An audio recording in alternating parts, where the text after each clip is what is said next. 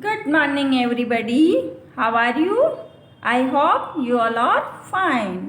तो आज हम रीड करने जा रहे हैं क्लास 4th का सोशल साइंस सब्जेक्ट का चैप्टर नंबर 5th और हमारे चैप्टर का नेम है the reverse of India.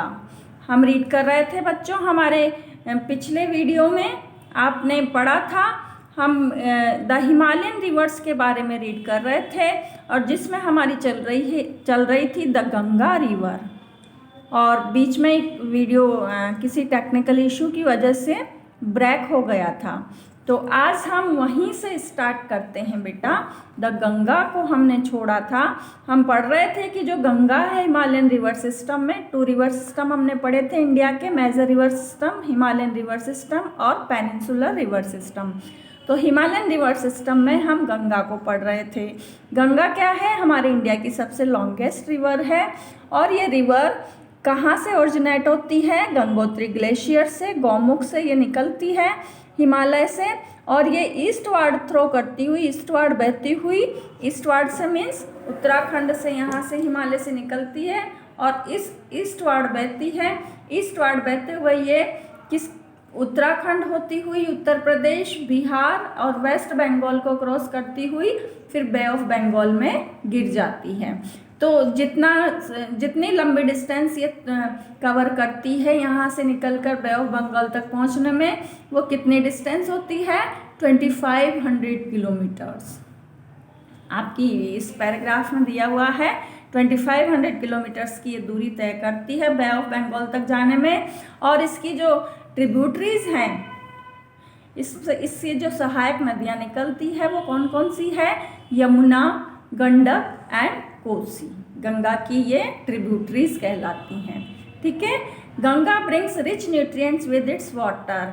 Ganga अपने पानी के साथ बहुत सारे न्यूट्रिएंट्स लेकर के बहती है और deposit them in the Gangetic plain. और वो उन डिपॉजिट्स को, जो न्यूट्रिएंट्स वाले होते हैं, अच्छे पोषक तत्वों वाले होते हैं, मिट्टी के साथ, वो कहाँ पर डिपॉजिट कर देती है? गैग्नेटिक प्लेन्स में। गैग्नेटिक प्लेन्स क्या होते हैं बेटा?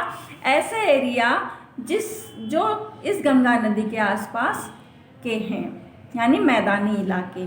गंगा नदी के आसपास जितने भी सिटीज़, गांव आदि बसे हुए हैं, जो मैदानी इलाका है जहाँ पर एग्रीकल्चर लैंड है, वो बहुत न्यूट्रिएंट्स वाली होती है, बहुत फर्टाइल होती है। और आसपास के जो गंगा नदी के इलाके हैं आसपास के, वहाँ पर अच्छी फर्टाइल लैंड होती है जहाँ पर फार्मर्स अपनी क्रॉप्स अच्छे से ले सकते हैं।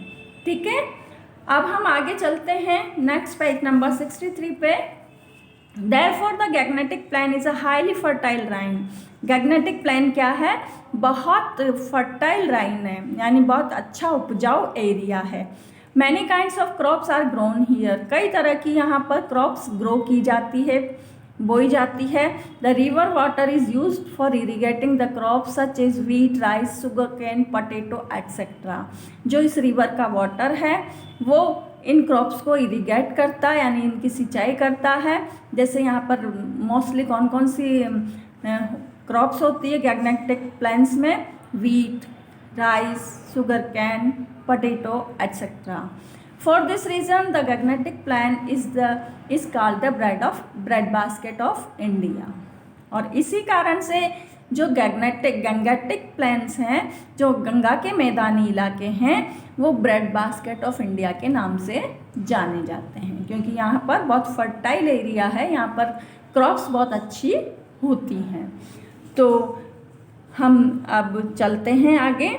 आप देखिए ये जो मैप दिया हुआ है, यहाँ से उत्तराखंड से निकलती हुई और गंगा नदी उत्तर प्रदेश में बहती हुई, बिहार में बहती हुई और बांग्लादेश में पहुँच जाती है और फिर वहाँ से नीचे बे ऑफ बंगाल में चली जाती है। इसकी ये कुछ ट्रिब्यूटरीज दी हुई हैं, गंडक, कोसी एंड यमुना, जो इधर बहती है। ठीक है, ये यमुना नदी यहाँ पर। अब हम चलते हैं, सेकंड रिवर है हमारी द इंडस, जिसको हम सिंधु नदी भी बोलते हैं। The Indus originate near lake Mansarovar in the Himalayas in Tibet. जो इंडस है वो कहाँ से ओरिजिनेट होती है मानसरोवर लेक से। मानसरोवर लेक से ये ओरिजिनेट होती है हिमालय में तिब्बत साइड पर। ये देखिए हमारा तिब्बत का इलाका है, ठीक है। यहाँ पर मानसरोवर झील है और यहाँ से ही वो ओरिजिनेट होती है, बनती है। इट फ्लोज वेस्टवर्ड, और ये कहाँ बहती है? वेस्टवर्ड में, इस साइड पे। ये तो हमारा ईस्टवर्ड है जो गंगा बहती है, और जो हमारी मानसरोवर लेक से निकलती है जो नदी इंडस, वो किस ओर बहती है? इस ओर। कौन सा डायरेक्शन है ये? वेस्टवर्ड, पश्चिमी, ठीक है। इट एंटर्स इंडिया इन लद्दाख, और ये लद्दाख में प्रवेश करती है। लद्दाख हमारे इंडिया का इलाका है। फ्लो थ्रो इट, इसके बीच में से बहती हुई। After that it enters Pakistan, फिर ये पाकिस्तान में एंटर कर जाती है। इंडस नदी यहाँ तिब्बत मानसरोवर लेक से निकल के लद्दाख से होते हुए, यानी यहाँ इंडिया के बाहर तिब्बत से एंटर करती लद्दाख में। लद्दाख से बहती हुई ये फिर पाकिस्तान में एंटर कर जाती है, ठीक है। After that it enters Pakistan. 5 rivers Beas, Chenab, Jhelum, Ravi and Sutlej, underline करेंगे इन 5 रिवर्स को। जॉइन टुगेदर, आपस में जॉइन होती है। And merge with the Indus, और इंडस में मर्ज हो जाती है। यानी 5 नदियाँ व्यास, चिनाब, झेलम, रावी और सतलुज, ये 5 नदियाँ इंडस में मर्ज हो जाती है।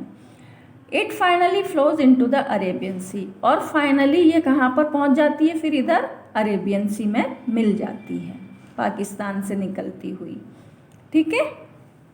तो ये इंडस नदी है जो हमने रीड की, और यहाँ पर भी कुछ आपको इसका फ्लो दिखाया हुआ है मैप में। यहाँ से निकल के लद्दाख से होते हुए, और इंडस नदी यहाँ से निकलकर पाकिस्तान में और नीचे पहुँच जाती है। ये 5 नदियाँ मिली हुई है इसमें, चिनाब, झेलम, व्यास, रावी एंड सतलुज। ये 5 नदियाँ पंजाब से निकलते हुए, पंजाब का नेम इसलिए रखा गया इन 5 नदियों के नाम पर, पंजाब, पंज मिस 5, ठीक है।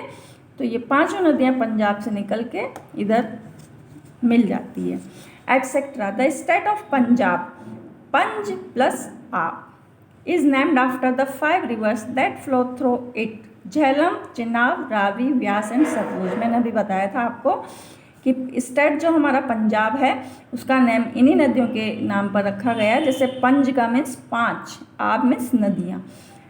5 नदियाँ कौन कौन सी बताई है जो इस पंजाब से होकर निकलती है? झेलम, चिनाब, रावी, व्यास एंड सतलुज। ये 5 नदियाँ हैं, इन नदियों के नेम पर ही पंजाब का नेम डला है, ठीक है। अब हम पढ़ते हैं हिमालयन रिवर सिस्टम की 3rd नदी, द ब्रह्मपुत्र, ठीक है। ब्रह्मपुत्र, अब ब्रह्मपुत्र कहाँ से निकलती है? देखिए यहाँ पर पिक्चर, हमारा मैप दिया हुआ है। The Brahmaputra also originate in Tibet near lake Mansarovar in the Himalayas. Brahmaputra भी कहाँ से निकलती है? तिब्बत से। तिब्बत से ही निकलती है लेक मानसरोवर के पास से, और ये it flows eastward and enters India in Arunachal Pradesh. और ये ईस्टवार्ड बहती है, और ईस्टवार्ड में बहते हुए ये अरुणाचल प्रदेश में एंटर करती है। यहाँ पर, यहाँ से आती है तिब्बत से, हाँ, और यहाँ से बहती हुई फ्लो करती हुई अरुणाचल प्रदेश में, यहाँ हमारे इंडिया में एंटर करती है। It flows through Assam and our neighbouring country Bangladesh and finally drains into the bay of Bengal.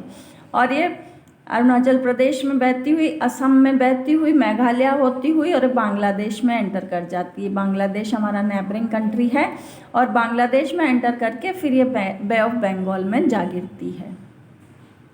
दिखाई दे रहा है ना आपको, ये ब्लू ब्लू लाइन, ये पूरी ब्रह्मपुत्र की है, ठीक है। In Assam people considered it as a symbol of power and greatness. Assam में लोग इस ब्रह्मपुत्र नदी को एक सिंबल ऑफ पावर मानते हैं, यानी ग्रेटनेस और पावर का सिंबल मानते हैं ब्रह्मपुत्र को, क्योंकि हम महान हैं ब्रह्मपुत्र की वजह से। ड्यूरिंग द रेनी सीजन के दौरान Brahmaputra river swells up in overflowing flood and devastates human settlements. Rainy season में क्या होता है? ये बहुत ओवरफ्लो हो जाती है, इससे बहुत बाढ़ भी आ जाती है और ये ह्यूमन सेटलमेंट को डेवास्टेट कर देती है, यानी नष्ट कर देती है। It also brings a huge amount of silt, ये अपने साथ, अपने पानी के साथ बहुत सारा सिल्ट बहा कर लाती है, and rich nutrients to the downstream areas, और अच्छे पोषक तत्व बहा कर लाती है, जिससे कि डाउन स्ट्रीम एरिया जो है वो बड़ा रिच हो जाता है, यानी वहाँ की सॉइल बहुत फर्टाइल हो जाती है और अच्छी क्रॉप्स पैदा होती हैं। ठीक है ना, तो नदियाँ अपने साथ बहुत न्यूट्रिएंट्स बहा करके लाती हैं। ठीक, अब प्रैक्टिस जोन में हमें क्या करना है, mark the Himalayan reverse, the Ganga, the Indus and the Brahmaputra on the given map of India. यहाँ पे आपको मार्क करना है कि कौन सी नदी, कौन सी गंगा है, कौन सी इंडस है और कौन सी ब्रह्मपुत्र है। आप यहाँ पर इन मैप की हेल्प लेकर के आप इसको मार्क कर सकते हैं।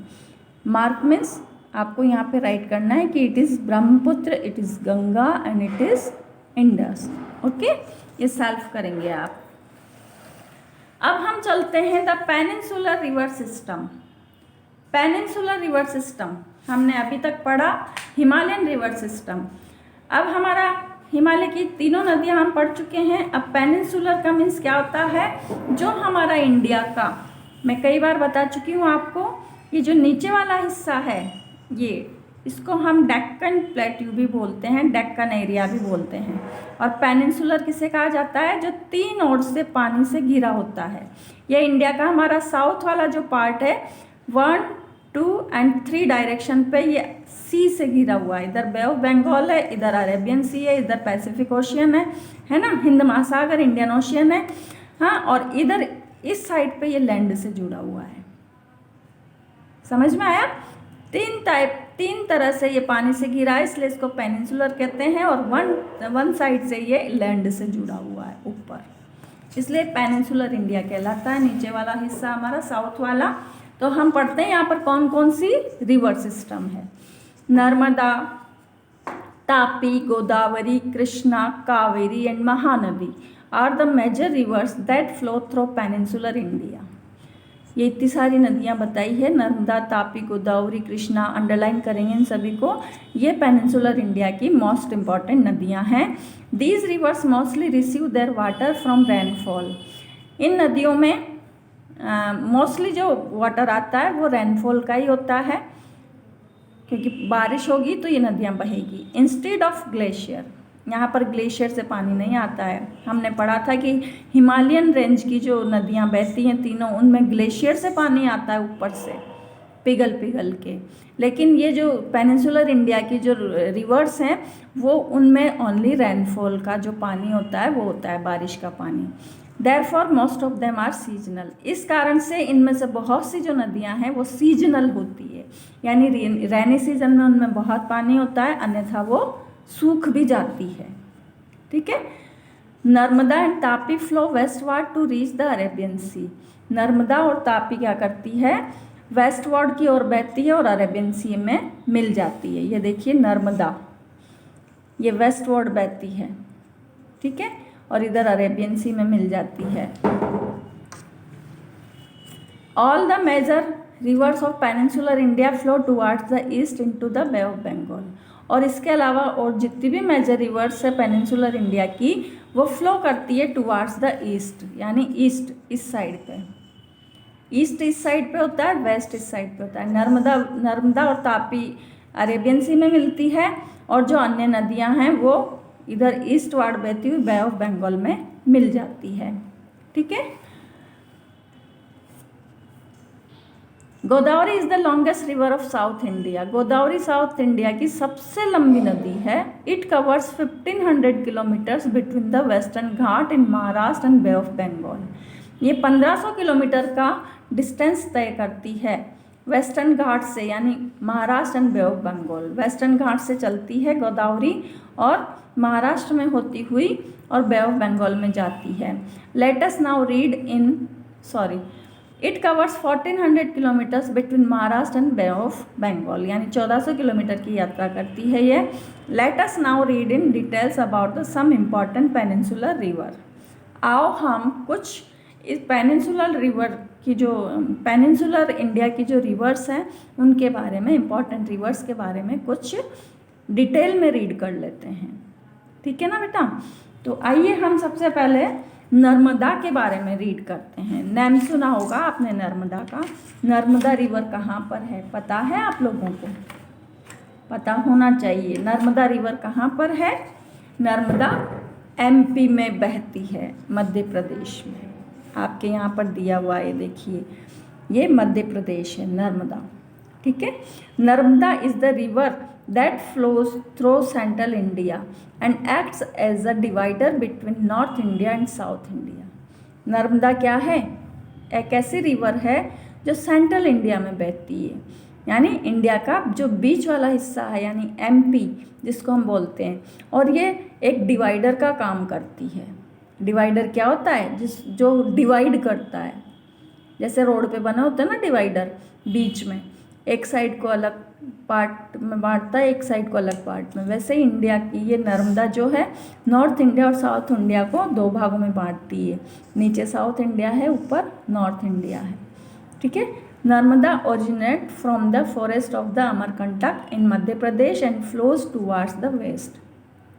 नर्मदा कहाँ से ओरिजिनेट होती है? अमरकंटक के फॉरेस्ट से। मध्य प्रदेश में है ये, एमपी में अमरकंटक, वहाँ के फॉरेस्ट से ये ओरिजिनेट होती है और फ्लोज टुवार्ड द वेस्ट, और वेस्ट की ओर फ्लो करती है, यानी पश्चिम की ओर बहती है, ठीक है। अब आज के लिए बस हम इतना ही करते हैं। जो पढ़ाया है मैंने उसको अच्छे से घर पे रीड करना बेटा, ठीक है ना। कुछ प्रॉब्लम हो तो पूछ लेना, क्योंकि बहुत लंबा हो जाएगा, इतना आप समझ नहीं पाओगे। तो जो हमारी साउथ इंडियन रिवर्स है इनके बारे में हम नेक्स्ट वीडियो में रीड करेंगे। आज के लिए बस इतना ही पढ़ते हैं। Goodbye. ओके।